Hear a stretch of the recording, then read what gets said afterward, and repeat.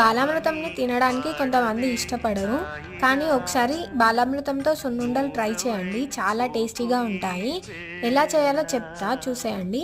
First pan పెట్టి దాంట్లోకి నెయ్యిని వేసి 4 కప్పుల బాలామృతంని వేసి ఫ్రై చేసుకోవాలి. ఫ్రై అవ్వడానికి కొంచెం ఎక్కువ టైం పడుతుంది. లో ఫ్లేమ్లో పెట్టుకొని కలుపుతూనే ఉండాలి, లేదంటే మాడిపోతుంది. 4 కప్పుల బాలామృతం పౌడర్కి 1 కప్పు షుగర్ తీసుకోవాలి. షుగర్ ప్లేస్లో బెల్లం పౌడర్ అయినా యాడ్ చేసుకోవచ్చు. దాంట్లో ఆల్రెడీ షుగర్ ఉంటుంది కాబట్టి మనం తక్కువ తీసుకోవాలి. షుగర్ వేసాక కూడా 5 మినిట్స్ ఫ్రై చేసుకొని స్టవ్ ఆఫ్ చేసుకోవాలి. కొద్దిగా చల్లగా అయిన తర్వాత మరిగించిన పాలని కొద్దిగా యాడ్ చేసుకుంటూ లడ్డూలు చేసుకోవాలి.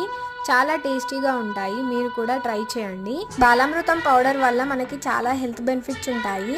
ఈ పౌడర్తో బిస్కెట్స్ కూడా చేసుకోవచ్చు. ఒకవేళ మీకు కావాలంటే లింక్ నేను కింద మెన్షన్ చేస్తా, చూసేయండి.